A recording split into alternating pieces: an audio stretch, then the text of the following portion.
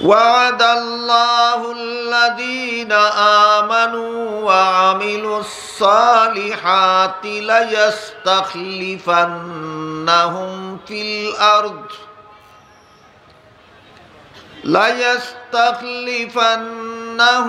في الأرض كما استخلف الذين من قبلهم ولا يمكنن لهم دينهم الذي ارتضى لهم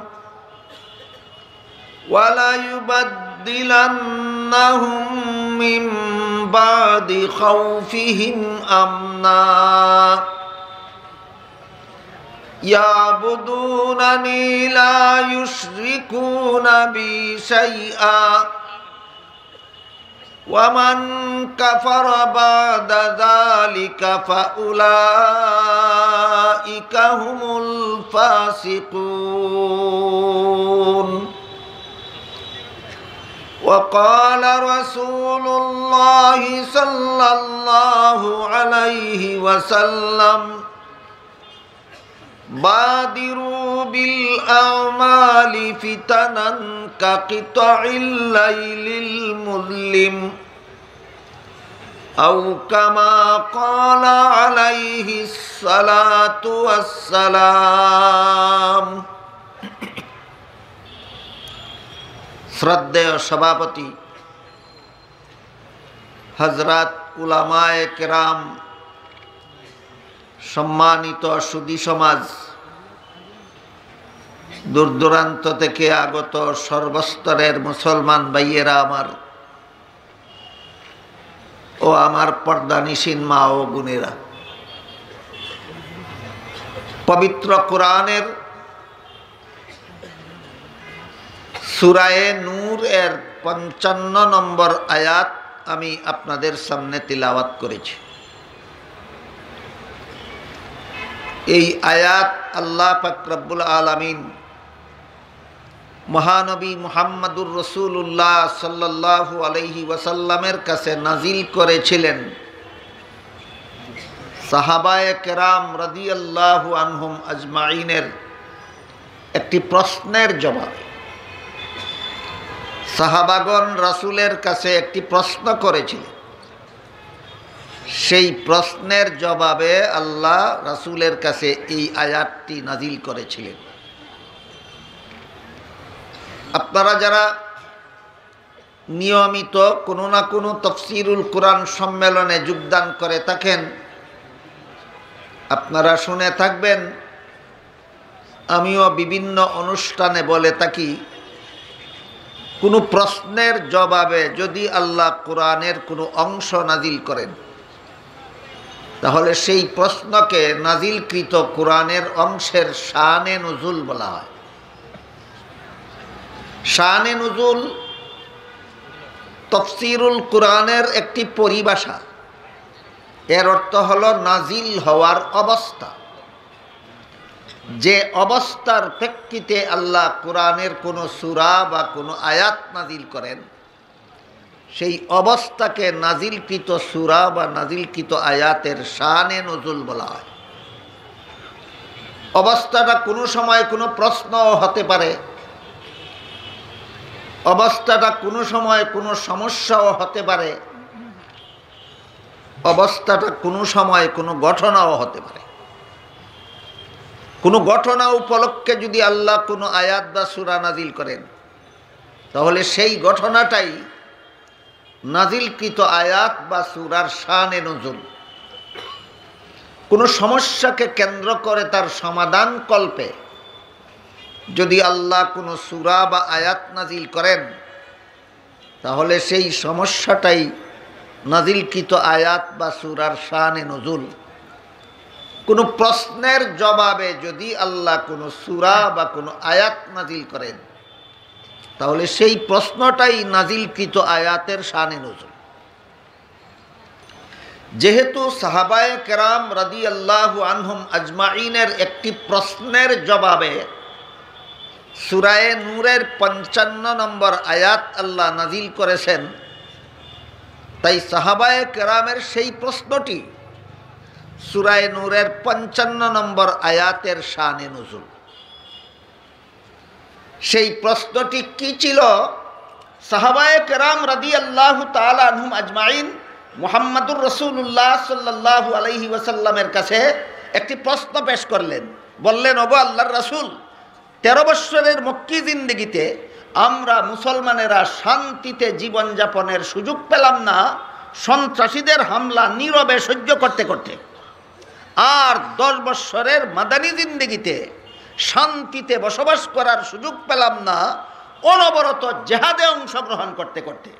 আগের জেহাদে অংশগ্রহণকারী যোদ্ধাদের শরীরের জখম শুকাবার আগেই আরেক জেহাদের ডাক পড়ে যায়। দ্বিতীয় জেহাদে জখম শুকাবার আগেই আরেক জেহাদের ডাক পড়ে যায়। আরেক জেহাদের কারণে শরীরে যে জখম হয়েছিল সেই জখম শুকাবার আগেই আরেক জেহাদের ডাক পড়ে যায়। কাজেই আমরা না মক্কি জিন্দেগিতে সন্ত্রাসীদের জ্বালায় শান্তিতে বসবাস করতে পারলাম, না মদনী জিন্দেগিতে সন্ত্রাসীদের জ্বালায় শান্তিতে বসবাস করতে পারলাম। তাহলে মুসলমানের জীবনে শান্তি আসবে কবে? এই হইল প্রশ্ন। সাহাবায়ে কেরাম প্রশ্ন করলেন, 13 বৎসরের মক্কি জিন্দেগিতে শান্তিতে বসবাসের সুযোগ পেলাম না সন্ত্রাসীদের একতরফা হামলা সহ্য করতে করতে, আর 10 বৎসরের মাদানী জিন্দেগিতে শান্তিতে বসবাস করার সুযোগ পেলাম না সন্ত্রাসীদের মোকাবেলায় যুদ্ধ করতে করতে। কাজেই মুসলমানের জীবনে শান্তি আসবে কবে? এই প্রশ্নের জবাবে এবার বলুন আপনারা কোন সূরার কত নম্বর আয়াত আল্লাহ নাযিল করেছিলেন? সূরা নূরের 55 নম্বর আয়াত নাযিল করেছিলেন। আয়াত নাযিল করে আল্লাহ সাহাবাদের প্রশ্নের জবাব দিচ্ছেন। আল্লাহ বলছেন, ওয়াদাল্লাহুল্লাযীনা আমানু ওয়া আমিলুস সালিহাতি লায়াস্তাখলিফান্নাহুম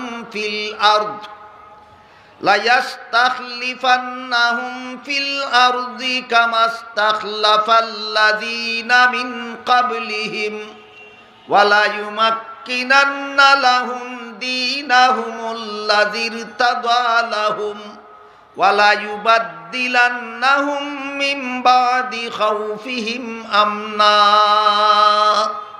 এতে আল্লাহ বলেন, হে মুমিন মুসলমানেরা, আমি আল্লাহ তোমাদের সাথে ওয়াদায় আবদ্ধ হলাম, আমি আল্লাহ তোমাদের সাথে প্রতিশ্রুতিবদ্ধ হলাম, দুনিয়ার জীবনেই তোমাদেরকে 3টি পুরস্কার দেব। মুমিন মুসলমানদের সাথে আল্লাহ ওয়াদায় আবদ্ধ হলেন।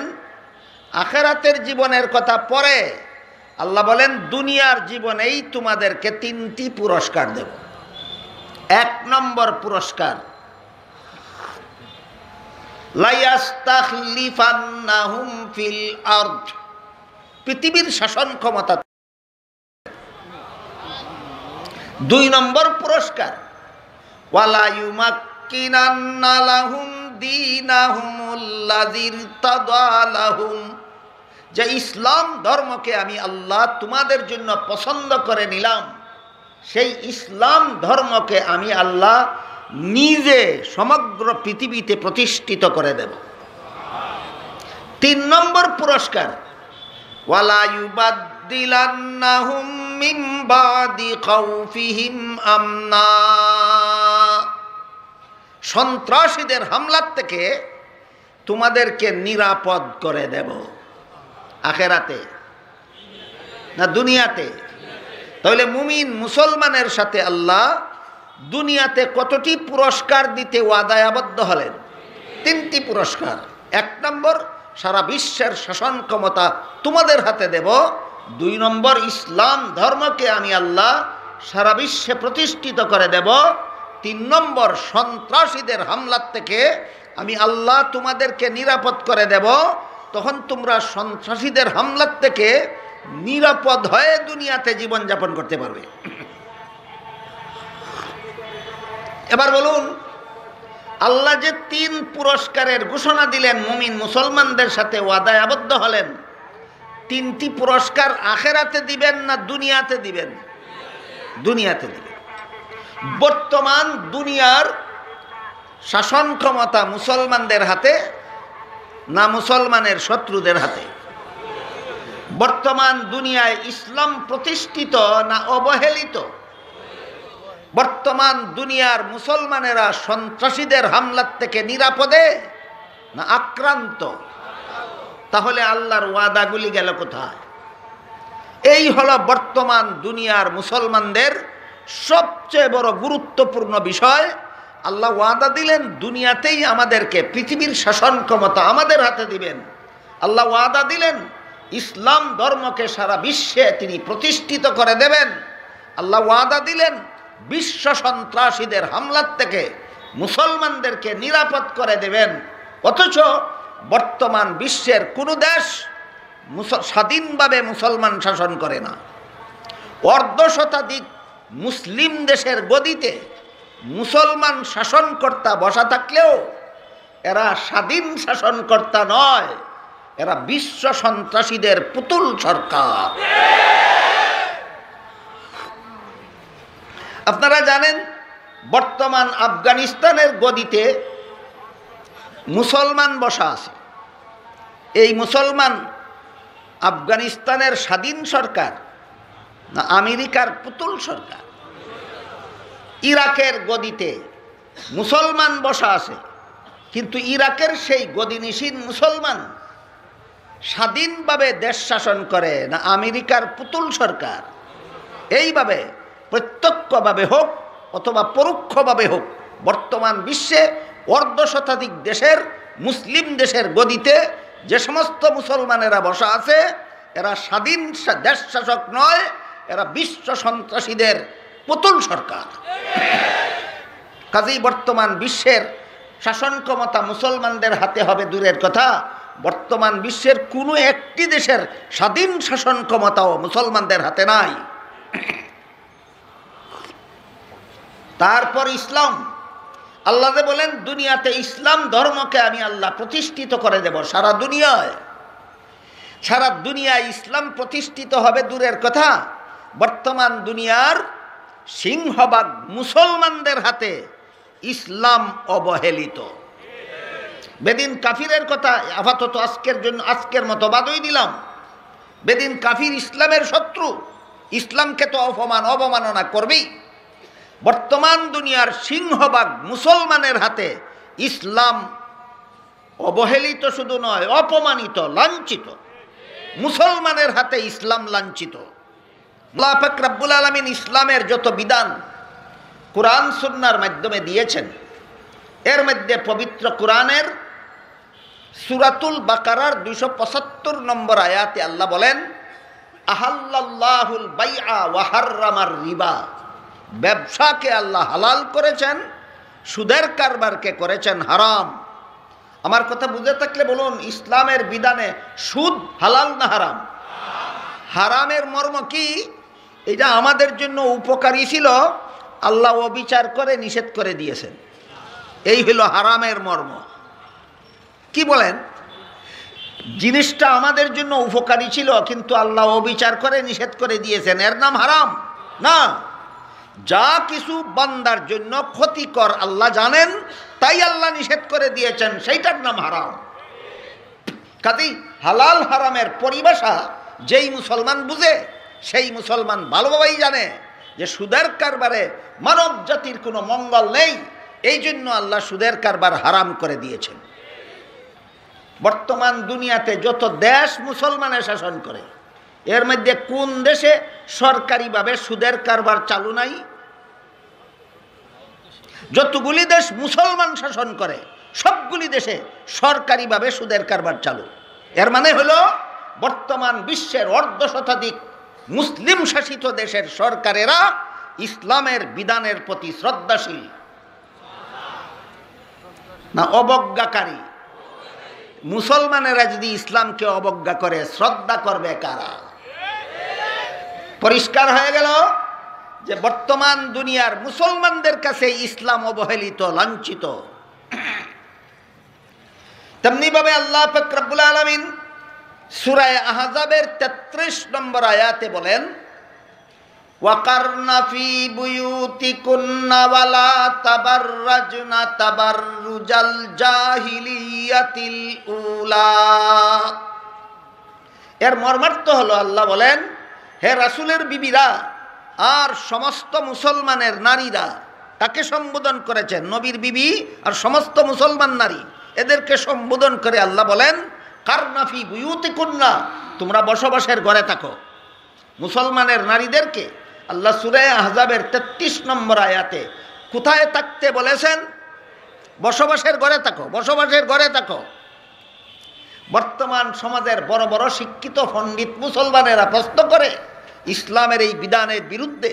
পুরুষ পথে ঘাটে হাটে মাঠে শহরে বন্দরে যেখানে সেখানে বিচরণ করতে পারে, আর নারীরা বসবাসের ঘরে বসে থাকবে কেন? বসবাসের ঘর কি নারীদের বন্দিশালা? এই প্রশ্ন মুসলমান পণ্ডিতদের, এই প্রশ্ন মুসলমান শিক্ষিতদের। তাহলে বুঝে থাকলে বলুন তো, পবিত্র কোরআনের সূরা আহজাবের 33 নম্বর আয়াতে আল্লাহ মুসলমান নারীদের জন্য ইসলামের যে বিধান দিয়েছেন, সেই বিধানটা বর্তমান দুনিয়ার সিংহভাগ মুসলমানের কাছে সমাদৃত না লাঞ্ছিত? লাঞ্ছিত। এদের করেছিলেন সারা বিশ্বের শাসন ক্ষমতা তোমাদের হাতে দিব। বর্তমানে সারা বিশ্বের শাসন ক্ষমতা বিশ্ব সন্ত্রাসী কাফিরদের হাতে। আল্লাহ ওয়াদা করেছিলেন ইসলাম ধর্মকে আমি সারা বিশ্বে প্রতিষ্ঠা করে দেব। বর্তমান বিশ্বের মুসলমানদের হাতেই ইসলাম লাঞ্ছিত, অবহেলিত। আল্লাহ ওয়াদা করেছিলেন বিশ্ব সন্ত্রাসীদের হামলার থেকে আমি আল্লাহ তোমাদের নিরাপদ করে দেব। বর্তমান বিশ্বের যেখানেই মুসলমান আছে সেখানেই সন্ত্রাসী হামলা আছে। যাদের চোখে ধরা পড়ে না তারা রোহিঙ্গা মুসলমানের দিকে তাকান, যাদের চোখে ধরা পড়ে না তারা কাশ্মীরি মুসলমানদের দিকে তাকান, যাদের চোখে ধরা পড়ে না তারা ফিলিস্তিনি মুসলমানদের দিকে তাকান। সুদূর ফিলিস্তিন যাব কেন? বাংলাদেশের মুসলমানেরা, বাংলাদেশের সীমান্তে বসবাসকারী মুসলমানেরা কি সন্ত্রাসীদের হামলার থেকে নিরাপদে? নিরাপদে নয়। আর কোথায় যাবেন? নিজের দেশেরই যদি এই অবস্থা হয় আর যাবেন কোথায়? সুতরাং আল্লাহ যে ওয়াদা করেছিলেন, হে মুমিন মুসলমানেরা, আমি আল্লাহ তোমাদের সাথে ওয়াদায় আবদ্ধ হলাম, দুনিয়াতেই তোমাদেরকে 3টি পুরস্কার দেব। প্রথম পুরস্কার সমগ্র পৃথিবীর শাসন ক্ষমতা তোমাদের হাতে দেব। দ্বিতীয় পুরস্কার ইসলাম ধর্মকে সারা বিশ্বে প্রতিষ্ঠিত করে দেব। তৃতীয় পুরস্কার সন্ত্রাসীদের হামলার থেকে তোমাদেরকে নিরাপদ করে দেব। বলুন আল্লাহর প্রতিশ্রুত 3 পুরস্কারের কোনটা আমরা পেলাম না? সবগুলির থেকে বঞ্চিত, সবগুলির থেকে বঞ্চিত। কেন? এবার বোঝার দরকার কেন। আল্লাহর ওয়াদা লঙ্ঘনের কারণে। আল্লাহ কখনো ওয়াদা লঙ্ঘন করেন? তাহলে আল্লাহর ওয়াদা লঙ্ঘনের কারণে আমরা বঞ্চিত নই। কেন বঞ্চিত হলাম? আল্লাহ পাক রব্বুল আলামিন যেখানে ওয়াদা করেছেন সেখানেই একটি মাত্র শর্ত জুড়ে দিয়েছেন, ওয়াদাল্লাহুল্লাযীনা আমানু ওয়া আমিলুস সালিহাত। মুমিন মুসলমানদের সাথে আমি 3 পুরস্কারের ওয়াদা করেছি একটি মাত্র শর্তে, সেটা হলো তোমাদের আমল যদি ভালো হয়। কি শর্ত? আমল যদি ভালো হয়। তাহলে আল্লাহর ওয়াদা লঙ্ঘনের কারণে আমরা 3 পুরস্কার থেকে বঞ্চিত না আমরা আমাদের শর্ত লঙ্ঘনের কারণে? আল্লাহর ওয়াদা লঙ্ঘনের কারণে না আমাদের শর্ত লঙ্ঘনের কারণে? আমরা শর্ত লঙ্ঘন করেছি। বর্তমান দুনিয়ার উল্লেখযোগ্য পরিমাণ মুসলমান আমল ভালো নয়। কিছু সংখ্যক মুসলমানের আমল ভালো আছে, এদের সংখ্যা উল্লেখযোগ্য নয়। যাদের আমল খারাপ এদের সংখ্যা উল্লেখযোগ্য। বলতেছিলাম সূরা নূরের 55 নম্বর আয়াতে আল্লাহ মুমিন মুসলমানদের সাথে ওয়াদায় আবদ্ধ হয়েছেন দুনিয়াতেই 3টি পুরস্কার দেবেন, বিনা শর্তে না একটি শর্তে। শর্তটি হলো মুমিন মুসলমানের আমল যদি ভালো হয়। 3 পুরস্কার থেকে আমরা বঞ্চিত আল্লাহর ওয়াদা লঙ্ঘনের কারণে না আমাদের শর্ত ভঙ্গ করার কারণে? তাহলে এই অবস্থার থেকে পরিত্রাণ পাওয়ার একমাত্র ব্যবস্থা, যদি আল্লাহর ঘোষিত 3 ওয়াদার বাস্তবায়ন যদি আমরা দুনিয়ার জীবনে চাই, যদি আমরা বিশ্বের শাসন ক্ষমতা মুসলমানদের হাতে দেখতে চাই, যদি আমরা ইসলামের প্রতিষ্ঠা সারা বিশ্বে দেখতে চাই, যদি আমরা সারা বিশ্বের মুসলমানদের সন্ত্রাসীদের হামলার থেকে নিরাপদ দেখতে চাই, আমাদেরকে আমল ভালো করতে হবে। এ মর্মে আমি সহিহ বুখারী শরীফের বর্ণিত একটি সংক্ষিপ্ত হাদিস তিলাওয়াত করেছিলাম। হাদিস শরীফে রাসূল করিম সাল্লাল্লাহু আলাইহি ওয়াসাল্লাম বলেন, বাদিরু বিল আমালি ফিতানান কাকিতাইল লাইলিল মুজলিম। সন্ধ্যাবেলায় যেমন অতি শীঘ্র ক্রমান্বয়ে অন্ধকার ঘনিয়ে আসে, প্রতিযোগিতামূলকভাবে দিনের আলোর সাথে প্রতিযোগিতা করে অন্ধকার ঘনিয়ে আসে, ঠিক তেমনিভাবে হে আমার উম্মত মুসলমানেরা, তোমরা যখন দুর্দিনে পতিত হও, তোমরা যখন বিপদগ্রস্ত হও, তখন এর সাথে নেক আমলের দ্বারা প্রতিযোগিতামূলকভাবে এগিয়ে আসো। সারমর্ম হলো, আমরা যে পরিমাণভাবে বিপদগ্রস্ত হয়েছি, আমরা যে পরিমাণ সন্ত্রাসীদের হামলার শিকারে পরিণত হয়েছি, তার চেয়ে বেশি পরিমাণ প্রতিযোগিতামূলকভাবে যদি নেক আমলে লিপ্ত হয়ে যাই, আল্লাহ পাক রব্বুল আলামিন আমাদের সব সমস্যার সমাধান করে দেবেন। আল্লাহ সারা বিশ্বের সমস্ত মুসলমানদেরকে, আমাকে সহ আমাদের সবাইকে শুভবুদ্ধি উদয় হওয়ার সৌভাগ্য দান করুন। আমরা যেন সব রকমের বিপদ আপদের মোকাবেলা নেক আমলের দ্বারা করতে পারি, তৌফিক দান করুন, আমিন। সুবহান রাব্বিকা রাব্বিল ইজ্জাতি আম্মা ইয়াসিফুন ওয়া সালামুন আলাল মুরসালিন ওয়ালহামদুলিল্লাহি রাব্বিল আলামিন। আল্লাহুম্মা সাল্লি আলা সাইয়্যিদিনা ওয়া নাবিয়িনা মাওলানা মুহাম্মদ ওয়া আলা আলিহি ওয়া সাহবিহি ওয়া বারিক ওয়া সাল্লিম কামা তুহিব্বু ওয়া তারদা আদাদা মা তুহিব্বু ওয়া তারদা। আলহামদুলিল্লাহিল্লাযী হাদানা লিহাদা ওয়া মা কুন্না লিনাহতাদিয়া লাউলা আন হাদানাল্লাহ। রব্বানা যালামনা আনফুসানা ওয়া ইল্লাম তাগফির লানা ওয়া তারহামনা লানাকুনান্না মিনাল খাসিরিন। রব্বানা আতিনা ফিদ দুনিয়া হাসানাতাও ওয়া ফিল আখিরাতি হাসানা ওয়া কিনা আযাবান নার। ইয়া আল্লাহ, এই মুবারক তাফসীরুল কুরআন সম্মেলনকে কবুল মঞ্জুর করুন। ইয়া আল্লাহ, এর উসিলায় আমাদের জিন্দেগানকে হেদায়েত করুন, সমস্ত মুমিন মুসলমান মুর্দেগানকে নাজাত দান করুন।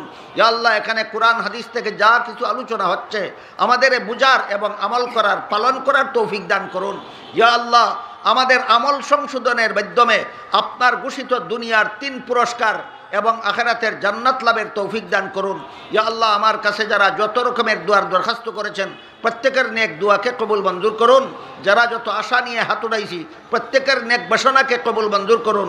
ইয়া আল্লাহ, আমাদের পক্ষ থেকে লাখ লাখ কোটি কোটি দুরূদ আর সালাম রাসূল করিম সাল্লাল্লাহু আলাইহি ওয়াসাল্লামের রওজা শরীফে পৌঁছে দিন।